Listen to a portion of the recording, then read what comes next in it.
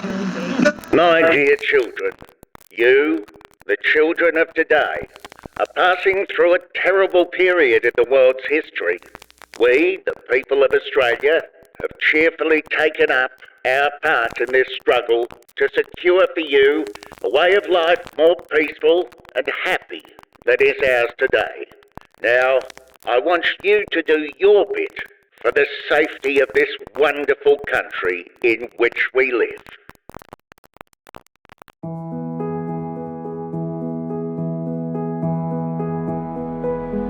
It's 1914, and the newly federated nation of Australia, brimming with innocence and optimism, found itself drawn into the bloodiest conflict the world had ever known.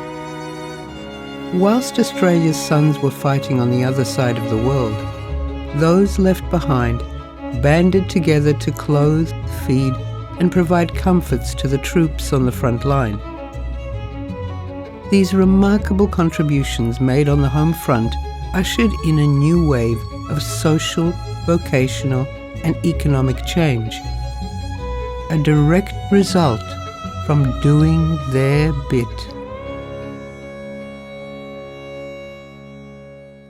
Within days of the declaration of war in August 1914, a vast civilian army of volunteers began to mobilise to support the war effort.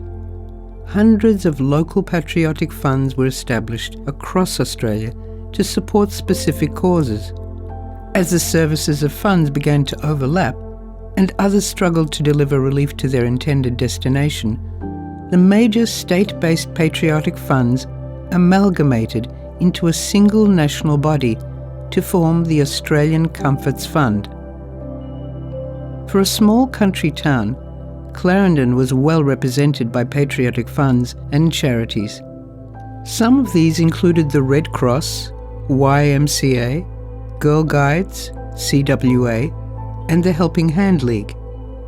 Starting out as a sock knitting club, the Helping Hand League grew to become the driving force behind many of the town's fundraising events and ensured every local soldier was given a rousing send-off, equipped with a pair of knitted woolen socks and a commemorative gift. Not having the ability to wash or dry clothing, the supply of clean socks was greatly needed by the soldiers in an effort to avoid trench foot. Over 1.3 million pairs of socks were sent overseas, often with a small personal note inside, letting the digger know who had knitted the garment, along with a brief message. The return messages were just as treasured. Received your socks, and they are some fit. I'm wearing one as a helmet and the other as a mitt. I'm glad to learn you were doing your bit, but who the dickens taught you to knit? The ladies of Clarendon would take their knitting to all the public meetings and concerts, trying to do their little bit to help. During one such meeting, the ladies took their knitting as usual and were surprised to see hung up in a very conspicuous place a large printed notice: knitting strictly prohibited during any meeting in this hall by order of the trustees. The ladies, and most of the gentlemen present, were indignant about it and of course kept on knitting. Raising funds during times of austerity wasn't easy. Patriotic funds had to be creative in their fundraising efforts. Special days were nominated for street collections. Colourful button badges became an ideal way to promote a specific organisation or cause. Many carried a patriotic slogan or a reminder to Australians to do their bit, whilst others tugged at the heartstrings. Another profitable initiative was the Red Cross Queen competition, which raised £30,470. Clarendon's very own Barbara Nicol was crowned Queen of the Hills District with over 88,000 votes. Clarendon councillor Joseph Potter proclaimed at the event, Clarendon would always come out on top. It could not be kept down. rationing became a part of life in Australia during the war years. Essential items such as food, clothing and petrol were in short supply. When I look back on it today, all the dreadful clothes that we wore, they were hand-me-downs from cousins and they were patched, but that's what life was, because they didn't have money to buy anything. So you made do with what you had. The people of Clarendon experienced food rationing maybe a little differently to those in the city. Well, I don't remember having a lot of food rationing here because we were pretty self-sufficient here in the country. We had sheep, one cow we had at our place called Ginger Megs, and we had chickens, although you were only allowed to have chicken on birthdays and Christmas in those days. We had vegetables, of course. My mum and everybody else's mum had vegetable gardens then. Keeping the troops well fed and fighting fit was key to winning the war.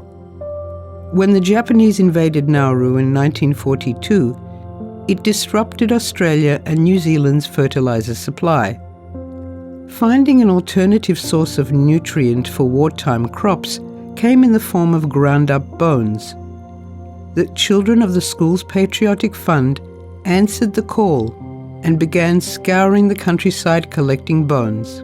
Students were supposed to go out and collect rags and bones, and on weekends my mother and father took us out in the paddocks looking for dead sheep. That was quite a big thing in my life and was really important to get as many bones as you could. The school's Patriotic Fund, or SPF, was responsible for collecting a whole range of items to support the war effort, including rags, paper and rubber tyres. My father built, my brother and I, we took it in turns, a two-wheeled cart. I went from house to house until the cart was full.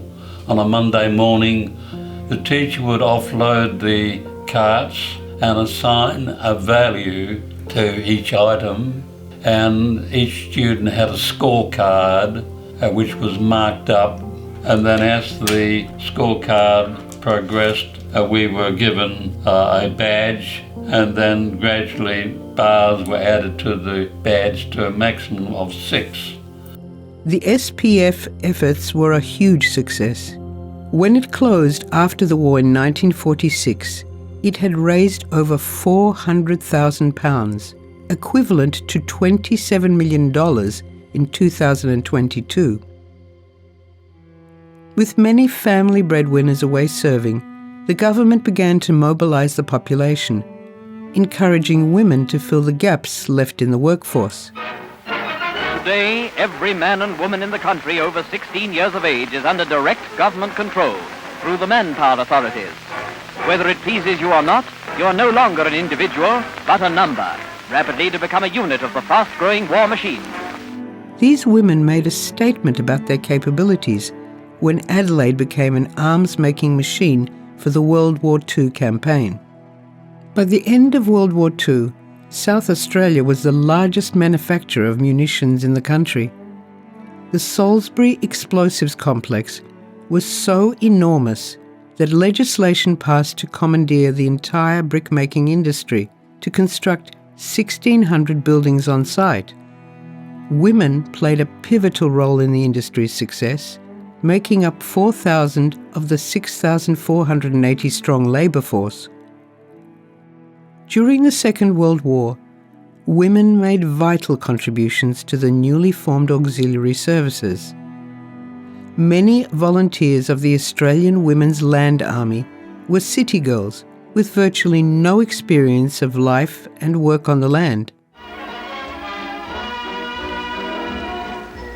Fighting a winning battle on Australia's food front are the Land Army girls, who line up at Griffith, New South Wales, to infiltrate through the local farms, for which they provide the bulk of the labour. These are some of the girls of the new brigade, who realise that it's not just a man's war. With their duties and instructions carefully detailed, they go to their jobs in a variety of transport. Some prefer to pedal to their positions in the patriotic parade. Others make up a truckload of glamour without as much as a mirror or a powder puff to add to the burden. The old grey mares there too. The horse, we mean. Their dedication and hard work rescued the nation's agricultural industry from the brink of collapse, and in so doing, the praise and respect of rural communities. One grower remarked how pleased he was with his lady pickers and hoped he would not have to revert to male labour after the war. Many men joined the fight at home by enlisting in the Volunteer Defence Corps, also known as the VDC or Home Guard. The VDC was initially composed of ex-servicemen from the First World War.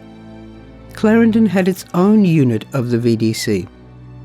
During the Second War, Dad became a member of the Volunteer Defence Force.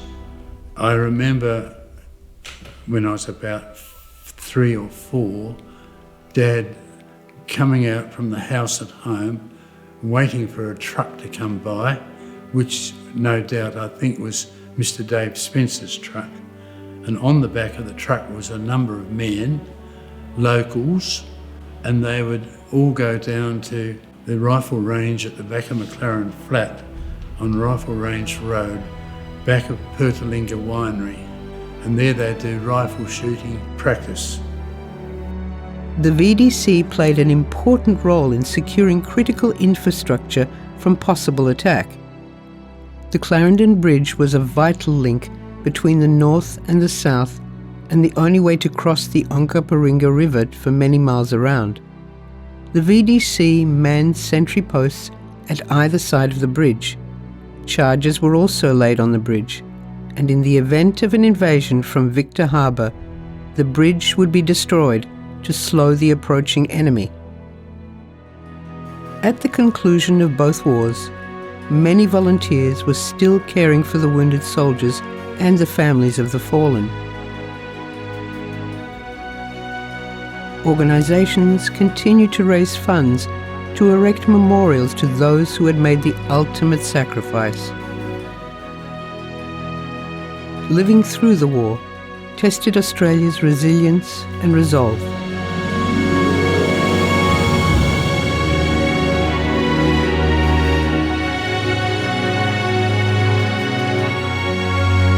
The strength of her response would come to define the character of our nation.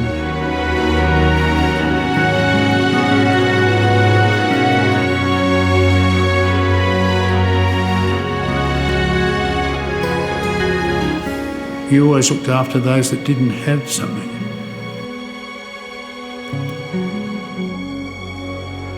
And people that were really in need, you helped them out, although you didn't have much.